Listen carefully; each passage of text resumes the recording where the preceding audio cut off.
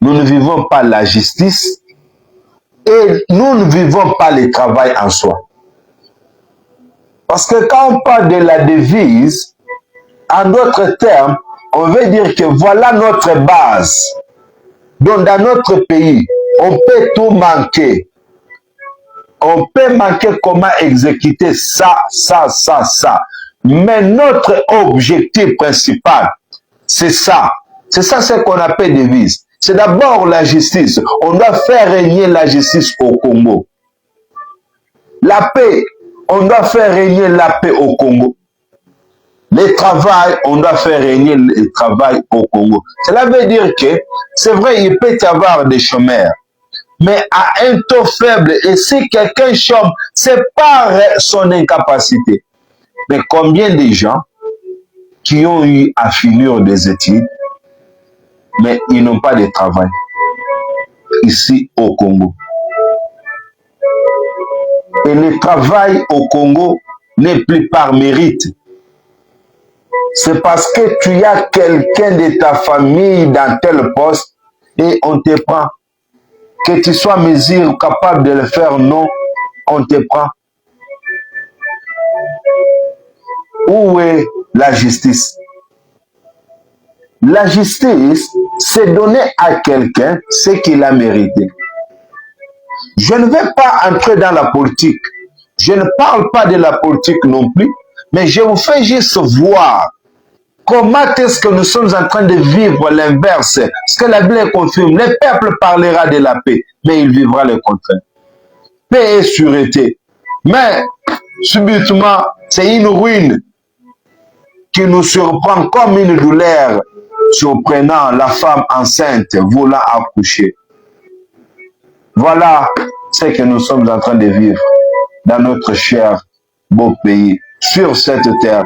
Ce n'est pas seulement au Congo que cela se passe, même partout ailleurs, dans d'autres pays. Peut-être que tu es au Congo, tu dis que non, ici ça ne va pas, c'est mal. Mais quand tu iras ailleurs, c'est par là que tu comprendras que non, quand même au Congo, c'est très bon. Pourquoi? Parce que nous sommes en train de vivre les contraires. Le deuxième signe, c'est tremblement de terre, famine et pandémie. La Bible dit en Matthieu 24, chapitre 24, 6, le verset 6, il y aura des diverses liées de famines, de pestes et de tremblements de terre. Luc ajoute pour dire qu'il y aura des grands tremblements de terre en diverses liées, et de famines et de pestes, et il paraîtra des phénomènes terribles et de grands signes dans les ciels. Luc 21, 11. Les tremblements de terre, famine et pandémie. La famine,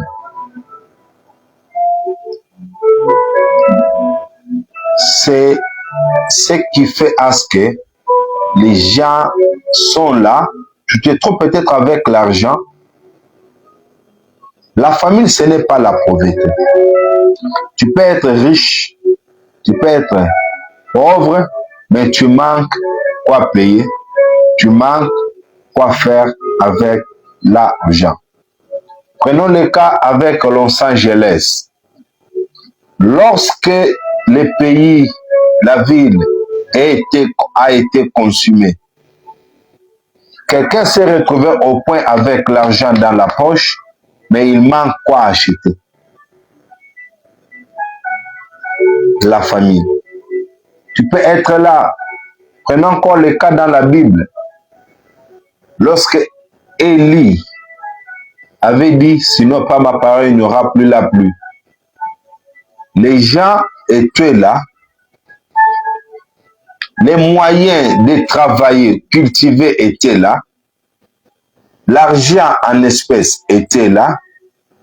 Mais tu ne pouvais pas cultiver parce que la terre ne pouvait produire quelque chose. La terre était devenue sec. Pourquoi? Parce que l'eau, la pluie ne coulait plus, la pluie ne tombait plus sur la terre. Et la famine frappait des nations. Jusqu'au point que Élie était victime, en s'approchant même auprès de la femme, la veuve de Sarephat. Donne-moi à manger. Non, il me reste peu de farine, il me reste peu d'huile. Je mange, puis la mort nous prend. Serre-moi d'abord. Vous connaissez l'histoire. C'est ça, c'est ce qu'on appelle la famine. Tu peux être là, tu as les véhicules. Mais, quoi manger? Compliqué. C'est comme le cas avec la prophétie en Égypte. Les rêves du roi. On a 7 ans de souffrance, 7 ans de bonheur. Mais il faut, vous connaissez bien l'histoire. C'est ça, la famine dont il est question. Mais ce n'est pas parce que tu as manqué l'argent pour payer la nourriture que tu dis que non, la famine nous frappe, tout ça, tout ça. Non, ça c'est l'incapacité d'avoir quoi manger. Mais c'est ça, la famine dont on est en train de parler. Et vous entendrez parler de ça. Et vous les verrez, vous les vivrez. À Kananga, il y a un moment où les choses deviennent difficiles. Les prix des maïs augmentent à une vitesse inexplicable. C'est ça la famine. L'argent était là pour payer la nourriture. Mais vu qu'il y avait carence, les gens ont commencé à souffrir. Et les gens ont commencé à faire du n'importe quoi pour survivre. La famine frappait. Les maïs ne se laissaient plus voir. Les tremblements de terre, la pandémie. Dans la Bible, comme j'ai donné l'exemple de la famine, c'est en Genèse 41-30, l'histoire du roi et Joseph aussi, l'interprétation. La peste dans Israël, 2 Samuel 24-15. Là, on parle de l'histoire du roi David. Lorsque vous verrez dans 2 Samuel ici, vous ne trouverez pas le mot peste apparaître. Mais peste, selon l'essence originale du mot, selon les Hébreux, voulait dire des vers, qui veut dire peste ou fléau ou épidémie mortelle. C'est la raison pour laquelle vous verrez autre traduction biblique, on parle peut-être des fléaux, ou soit on parle d'épidémie. Maintenant, vous trouverez que le Seigneur avait frappé Israël de l'épidémie de la mort, de la peste de la mort, du fléau de la mort. Pourquoi? Je ne vais pas entrer dans les détails là-dessus, mais vous verrez que le roi David avait commis un péché qui est celui de recensement. Il a eu à recenser le peuple pour savoir. Mais le recensement n'est pas mauvais.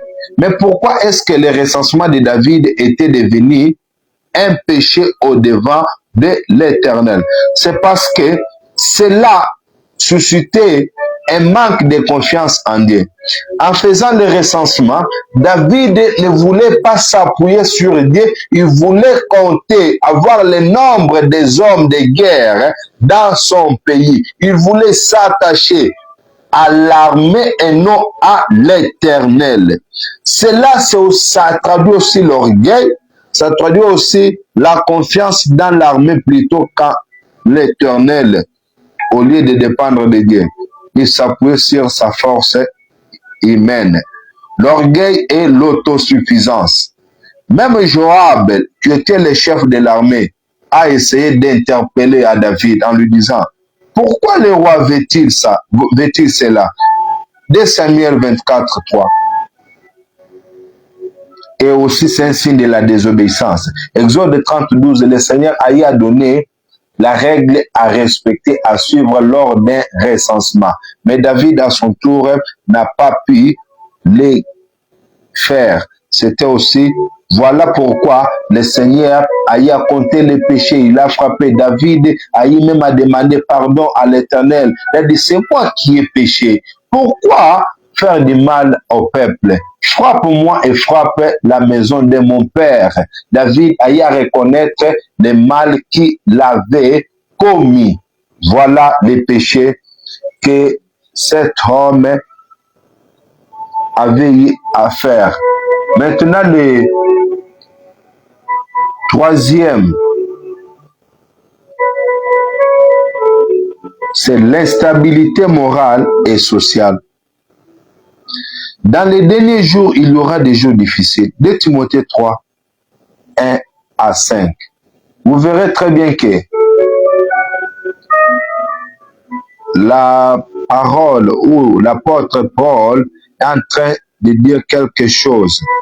À ça, il est en train de leur interpeller. L'apôtre Paul parlait d'une nation égoïste, rebelle, sans affection naturelle, aimant les plaisirs que Dieu. Vous allez comprendre, c'est par là que nous allons finir pour la journée d'aujourd'hui. Paul est en train d'interpeller l'instabilité morale. Ça frappe aujourd'hui, vous n'avez pas l'idée.